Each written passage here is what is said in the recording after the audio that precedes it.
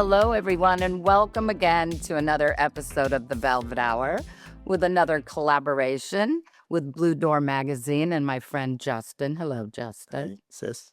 We're actually on location. I told you we were taking The Velvet Hour on location in a soundstage at Dodge College on the campus of Chapman University. I wanted you to meet my friend Stephen Galloway because he is the current dean of the film school at Chapman University. And he has such an interesting journey of how he got here. And that's what I want to share with you. So welcome, Stephen. We're so excited to talk with you today. You do have a very interesting journey. Do you feel that way too? What I do feel is that the journey isn't the one that I expected. And one thing I try to say to students is you don't know where you're going to be in 10 years. The world changes and you change. Opportunity happens or doesn't happen. So you're born in Manchester, I was, England, yes. and you were interested in acting Yes. and theater. Yes. You went to Cambridge, Yep. and then you came to Los Angeles. Right. You accepted a job at the Hollywood Reporter. So then you were quite an ambitious young man. You went from reporter to ended up as executive editor. That was straight out of Cambridge, though? No, I went from Cambridge. I went to film school and went to two film schools. The first one I hated and I was desperately unhappy and I dropped out. And almost everything I've done as dean has been based on my experience in that first unnamed film school because I felt so lost and so unsupported. And so all our students know the doors are open. My servants, I take them out for breakfast several times a week. I've wanted this to be the friendly film school. Well, I love film. And then I landed a job. Actually, the first one was the Herald Examiner. Then I realized it combined two loves, writing and film. Yeah, because you're a marvelous writer, Oh, too. thank you. He's 3 books now. The third one isn't out yet. Finishing my third book, each one has been progressively more difficult. The first one was a biography of Sherry Lansing, who for decades was the most powerful woman in Hollywood. Loved that book. Thank you. Second one was a double biography about the marriage of Laurence Olivier and Vivian Leigh. And this one is 5 people. Oh my gosh, your brain It's a is going in Rubik's Cube. different Yeah. places. So as a reporter, you were able then to see, I'm kind of marrying my 2 passions. Yes. I love to write Yes. and I love films. Yes. And so you're at the Hollywood Reporter. You come up with this amazing idea, very interesting idea, to have a round table Roundtables. to sit around with very high profile celebrities, and you took a chance and had the courage to say, well, let's try it. People have done roundtables, but not like that, because the challenge is enormous. You've got to get 5 or 6 superstars and up-and-comers all in one room at one time. And the hardest thing is always not to take the low-hanging fruit. Because the names are one thing, and you managed to check that box, but it's the process and the management of the conversation. Yeah. So it's interesting and intriguing and goes somewhere and there's a beginning, middle, and end. How did you approach that? First of all, you do your research and you think. And then I would always map out where the conversation is going and usually tell them this is where I'm going to lead you. And you'd often have 6 people in only 1 hour. Because you were managing all the answers Great point. through your questions, Mhm. and then you're organically, letting them feed off each other, but at the same time, not letting them take too much of the limelight. Yes, I mean, 1 or 2 will try to dominate, take charge. Now, how do you break away from that? And you're doing it in the moment. Right? You're not interrupting, saying, could you just stop rolling the cameras? I need to tell you something. Artists are vulnerable. They're never not. Even the do that ones in who appear public, though. incredibly confident. Yeah. They do it in public on camera all the time. Yeah. I mean, Well- being an actor, you have to be vulnerable, right? And by the way, the higher up you go, the more frightening the fall is. And one wrong film, one wrong decision about who you're working with can plunge you. And I've hardly ever gone into anything like that without, in my own mind, a 5-year plan for where I want to be. Same with running a film school. Your questions, I think they're silver bullet ones. I don't think they've been heard before when you were doing it. Yeah, you had Well, a actually, very... Guillermo del Toro once said, he said, it's like having bullets fired at you. And I didn't know if that was a compliment or an insult. Well, it depends what color bullet. if they're rubber bullets or not. So- Yeah, right, Yeah. right. So how do you make that person feel comfortable enough to start going into the deep end with you? That also takes time. There was a huge difference between having more than 2 hours and less than that. I remember interviewing Bradley Cooper, and I remember asking him a question. He said, "Oh yeah, it's something about when he'd fallen over." He said, "Oh, that's back in my drinking days." Let's go there. And by the way, you're now 2 hours and 15 minutes in. First of all, you're tired because you're so concentrated. He's tired. And now how do I go in this direction without him ending the interview? Yeah. And by the way, are we talking in those days just purely recorded, or is it filmed? The roundtables were filmed, but the interviews were recorded. Yeah, so on that, did you find that format lent more to them being more open rather than being on the camera? It does, but it also lets you probe better. Your story from there, you get a phone call about being involved here at Chapman University about an opening as a dean of the film school. And you had never worked at a university. I did teach a little writing. My mother was a teacher, so I came from a world that was very embedded in education. Had you at that time been thinking about what am I going to do next? I've been here 27 years. You were kind of thinking about what I'm going to do? Sadly, no one calls and puts the opportunity. In fact, that rarely happens in life. Yeah. You make opportunity. I'm actually happy to talk about that because one of the things that worries me in society is we're all living longer and hopefully healthier. And there's no reason we can't have a great third act. But Exactly. usually by the time people get to my age, I was 60 when I got this job, you're being well paid and rewarded because you've done the same thing well. But in fact, you're a little bored. You have to pave the way. And I'd inadvertently paved the way because I founded a mentorship program for young girls in South Central LA. What shocked me was the change you would see in a 16-year-old girl who would start to believe, I can do that, and aim higher. And when they became more confident, they would take greater risks. They would commit more. And some of those women now, one of them's an executive at Netflix, one's at Warner Brothers, others are in publicity. It's just incredible. And you started that? I did. Yeah. That's wonderful. What year did you start that? 2009, and it's still going on. I was in charge of their annual Women Entertainment Gala, got Oprah as the guest of honor, and the head of the company the next day said, "What are you going to do next year?" I thought, we're not going to top Oprah. Let's go in a different direction. How can we make the event relevant? Well, what if we created a mentorship program, which somebody had suggested to me? Now, how do you create something? And by the way, in each case, creating the roundtables, creating things at the film school, the masterclass series we did, creating that program, it is building a business from scratch. You are being an entrepreneur, Absolutely. saying Build someone your hasn't done team. this. If you're very clear about the idea, you're creating the spine of what you're going to do, and then you begin to build on that. So someone who's looking to create something, keep the mission strongly in mind, be very clear about it, make sure it has a through line through everything. What do you think the toughest part is of that? Building the team, No, the idea. the idea. Then the genesis. If it doesn't have a great idea, 50% of the battle is lost.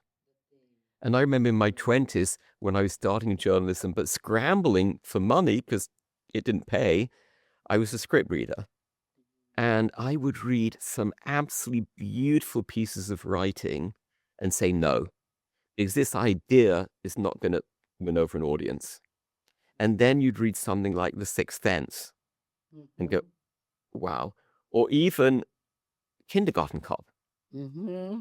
Okay, this is it's not my kind of movie, but this is a great idea with an audience. In a business, the idea is the hardest thing. And people tend to fall in love with an idea which is not fleshed out and not honed and not razor sharp clear, instead of trying many. over and over again. I keep coming back to what is the Yeah, idea. because I was going to ask you about that. Because when you landed upon the idea of the Sherry Lansing book, how was that genesis conceived, and how did you put it to her, and how did you get the So that was interesting because Sherry had thought of writing an autobiography. And what became very clear to me was she didn't want to write an autobiography. Because there are two aspects of an autobiography people don't realize. The first thing they don't realize is there's an enormous amount about your own life you don't remember and you don't know. Right, right. Other things going on that impact you. So there's an enormous amount of research that you need to do in your own life. It's a lot of work. The second thing is what separates a memoir from Wikipedia? Its point of view. Most people don't have a point of view. It was clear Sherry didn't. It was clear she didn't want to do the research. And it was equally clear she didn't want to dish. So at some point I said, this is not going to work as an autobiography. Did you and she have a relationship before she had said that to you? We did, because when I was at the Hollywood Reporter, she was running Paramount. But actually what bonded us was that when I created the mentorship program, I went to her for advice. That got us to know each other on a completely different level and built trust. Because if you're writing a book about somebody, don't for 1 minute think you know her better than she knows herself. You don't. Yeah. I had an interesting interview with Glenn Close years ago, and she grew up in a cult, and she talked about the importance of forgiveness. Why and how do you forgive? And she said, because you can't move on. You have no don't. choice if you want to move Yes. forward. Otherwise, you're actually trapped in the past. Forgiveness is super important. Like you just said, if you want to move on and have growth, if somebody's done you wrong or awful events have happened, you have to be able to forgive to move on. And even harder is forgiving yourself. Because we all look back at our past and go, oh my God. Why did I do that? Oh, I'm such a moral, ethical person. And then you do some terrible thing. You just hate yourself. Yeah. You know. Well, I'm glad that there are those people that you hate yourself. You can't live with yourself versus the opposite that. But don't you think that most don't people care. have that in their I minds? do. where they- I tend to think Yeah. people are basically good. And then there are mistakes. I'm more forgiving of mistakes. I came very close to making a very big one. After I'd written the book about Sherry Lansing, publicist was in New York, ran into somebody and said, why don't you throw a New York book party for Stephen and Sherry? He was a very big industry tycoon. And I said, I write about that guy. I'm still at the Hollywood Reporter. And sometimes I write good things and sometimes not so good. If he throws a party for me, I'm kind of going to be in his debt. Literally everybody was saying to me, this is a good idea. You should do it. 51% of me said no. 49%. Yeah. God, I've lost a This could be celebrity. good. It'll sell the book. And so I kept saying no, even though I was being battered to say yes. 3 months later, the New York Times wrote about the guy. It was Harvey Weinstein. Oh my God. And I thought, oh my God. That little voice inside of If you. I said yes, I would have been the #1 Oh, right. journalist in collusion. See, I call that a whisper from the universe. Sure, yes, she does. Yeah. I listen. If I don't listen to it, I You screw make up. mistakes. So I tend to be fairly forgiving of people, even who've made ethical mistakes. But I think also just back to your entrepreneurial skill, because it sounds like you had control. So you could say no. Yes. And so that was down to you understanding you had a contract that you controlled. Yes. And so you were able to make that decision. And it turns out. And sometimes it's much harder because you may have a contract where you actually have to walk away. Okay, so you've written a couple of books. You are now have created the Roundtable and a wonderful philanthropic organization that's helping young girls and mentoring them. And because of that, was someone contacting you to say, hey, I have an opportunity for you? It actually happened in 2 stages. The first of all is the chief fundraiser of the university was having lunch with Sherry Lansing and said, we're looking for a new dean. Do you know somebody who'd be good? Sherry said, I know the perfect person. And she called me and said, would you want me to push this? And I said, no. I would love that Was job. that 51%? Either way, yes. But it's also a lesson, because I always say to the students, there's nothing ignominious in failure. There's something ignominious in not trying. Trying. And I failed without trying, because I said they're only going to want an academic. I'd been very involved with Loyola Marymount. They wanted an academic. Faculty likes people who come from faculty. And so I said, nope. And then 3 weeks later, somebody called me. I didn't even think he liked me, and said, they're looking for a dean and I know them, and can I recommend you? And I thought, this is strange. And so first of all, you fill out this form. And I remember one of the questions was essentially, where do you think the entertainment industry is going? And I said, this is the most important question. And whoever becomes dean must be able to say, this is where the business is going, because the entire school is going to have to pivot to this. Hollywood used to be dominated by the gatekeepers and the 4 or 5 studios, yeah. And now, with all the mergers and acquisitions and consolidation, we're going to be down to probably 2 or 3 conglomerates that are going to control everything we see. And do you think that will lend itself to taking more risk or to being more cautious? There's another factor in this, which you haven't mentioned, which is avenues like YouTube. And they are actually the competition. You can launch a small movie. We were going to come to that. One of the things that's fascinated me in looking at the history of Hollywood, hundreds of small companies in the 1910s consolidated into 7 or 8 majors. They controlled production, everything, and distribution. Yeah. And it interests me when I look at someone like Jeff Bezos, who's learned from that Amazon succeeded because it has this great distribution mechanism. That's what the studios had. It ended with the invention of the computer chip. Now you just press a button. So that's been a gigantic shift that has led to the crumbling of the majors. And they're becoming parts of bigger companies. What they've retained, which is the second thing that allowed them to survive, libraries where they own the rights to films. All the streamers need those libraries and don't have them. It's why companies like Sony are still vulnerable. It's why Amazon bought MGM. They need the IP. A library. Mm-hmm. And it's interesting what you're saying about YouTube, because for me, it seems like it's the democratization. Yeah. And I think we're actually in a golden age of creativity. And the streamers have done amazing shows. Because you don't have the 5 gatekeepers that are, it's kind of like the music industry. Yeah. Same thing. They can release it. They don't need the 3 record labels to tell them. Yeah. It's not even clear to me with Paramount and Warner Brothers merging that they're going to be big enough and have enough content to be dominant. And so now I've got all these subscriptions. I have a limited budget. What do I let go of? If you're Netflix, you want Friends, because people come home and watch Friends every day. You want the comfort food as well as the annual award winners. It is a comfort food. And that's what they don't have. You're tasked with answering these questions, Yeah. but leading it for the students. How do you teach the students? Yeah. 3 brief examples. One is that when I came in, we had a film school and a TV school, and that's not the modern world. So we merged the two so that we're starting students to think about, well, is this idea right for long form or a feature or a YouTube short or a web series or micro dramas? 2 other things we've done. One is introduce AI on every level and work with the faculty on that. And part of that means educating the faculty. Mm-hmm. So we started by bringing in experts to teach the faculty. Then we introduced 5 AI classes for students.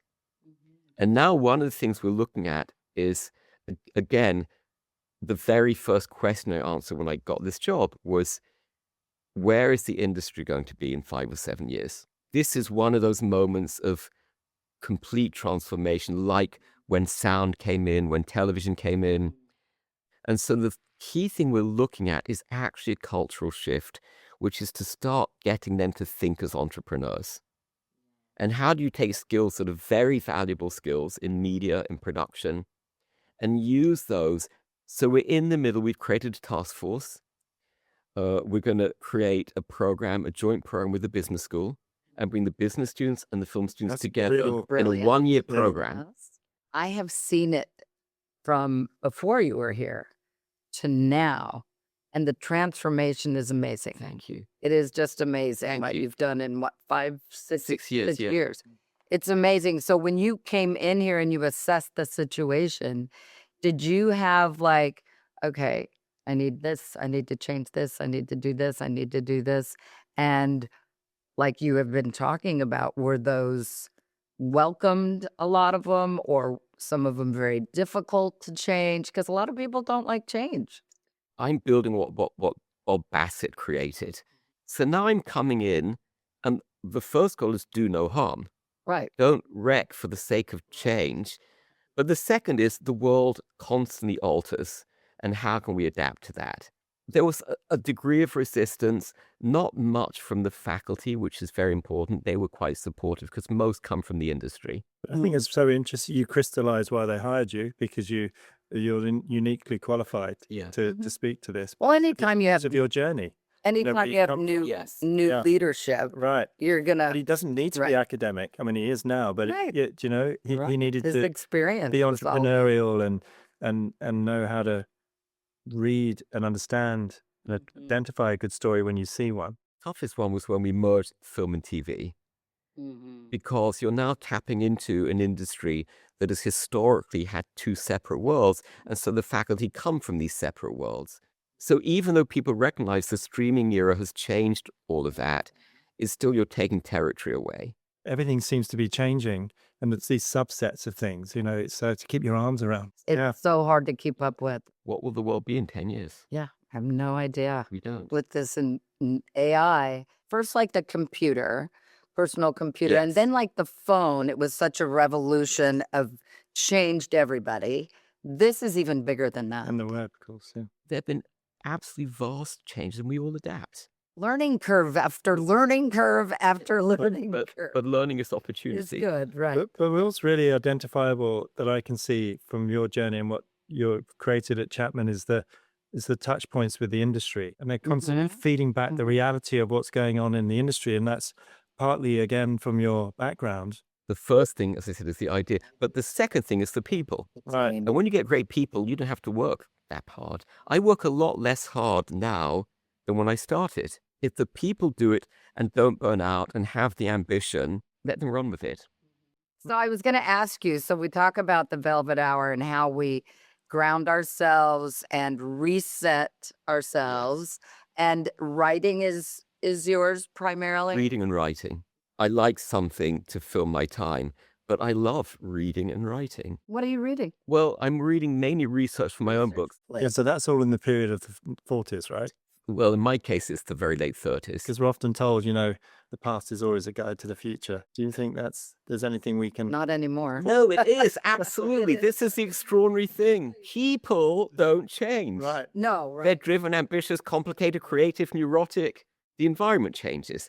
But I'm amazed reading this that the Hollywood they describe is kind of the same Hollywood. Really? It's Yeah. less corporate, but it's the same world. Well, the It's the same complication world. is the audience now, because it's so micro, and you can choose one or you can go wide or so that's the complicated That's a stuff. great point. The world changes and it stays the same Right. in different ways. You know, one thing that fascinated me and does is actually how technology changes art. By the way, film is entirely based on one technological invention. Right. Are you encouraged and happy and excited about the film industry moving forward? Yes, because I've read a lot about the history. Yeah. And I know each technological change has actually opened doors. My question, and I hope I haven't stolen one of yours, but probably have, Probably. is who would you invite for dinner? Oh, yeah. Your favorite? Well, I'll name some of my favorites because I'm going to have dinner. Guillermo del Toro is a magnificent war Incredible. movie. Seems like a sweet, He warm, came here a few weeks down-to-earth ago. person. And after the Q&A, he stayed for 1 hour signing students. Sorry, I missed that. I'm very fond of Clooney. I've interviewed him a few times, and I think he's not the person we used to think he was. The jump, you know, he's a much deeper, more thoughtful, caring. I always think he was a very principled person. So Doris Kearns Goodwin was the writer. Guillermo would be the director. Clooney, you said? Clooney would be the actor. Yeah. Well, I love Sherry Lansing, so Yeah. it's just on the human level. Do they have to be alive? Because there are a few dead people I'd love to meet. It'd be a bit more difficult to. Not impossible. If you can run a film school, you can bring back the dead, you know. There are people I would love to ask questions. At the same time, you don't want to kill your heroes by being disappointed. And great artists are always complex and difficult people. I don't mean often, I mean always. Always, always, always. And I'm still maintaining they're always tormented. And the greater the artist, the more the torment. Doesn't come from nowhere. It's all perception. Appearances deceive. Yeah. Yes. All perception, yes. So, one astonishing moment that stands out to you in those years of interviewing these people that live in the limelight. Ted Turner and Hugh Hefner. Well, with both Hefner and Turner, a loneliness to them and a sadness. Turner had split up with Jane Fonda, who was still in love with her. And at one point, I don't know how this came into the conversation, but I said, "What do you have inside your wallet?" And he opened it, and there were maybe 10 crisp $100 bills and just an idea and nothing else. And he said, "Have you ever seen a billionaire's wallet that is as empty as this?" I said, "Well, I've never seen a billionaire's wallet." That's a good question. But I remember this sort of the sadness to him. And same with Hefner. Hefner, I spent a few days with at the Playboy Mansion. He was the most gracious host. He had all the quantity, but he lost the quality. That's interesting when you say that there's a little bit of loneliness that you felt from those two men that everybody else would think had everything. I know. So maybe we should finish with the final quirky question. What's inside Your wallet. wallet? I have a phone with some credit cards. Okay, you that's know, the modern and I do answer. carry around a bit of cash. There is a homeless guy who wanders around Orange I'm very fond of. And I like to feel if I see him that I have something to give him. Well, thank you so much, Stephen. I adore you. Thank you. God. Lovely questions. Thank you so much for tuning into this episode of The Velvet Hour. And with Blue Door, because we're taking it on the road to all these amazing locations. Right. We've also We might be skydiving the next Well, it time. might You be, don't know. but we're always deep diving with the people that we Yeah. manage to surround ourselves with. Some really interesting people. Very interesting And people. so we can't wait to share those. So stay tuned.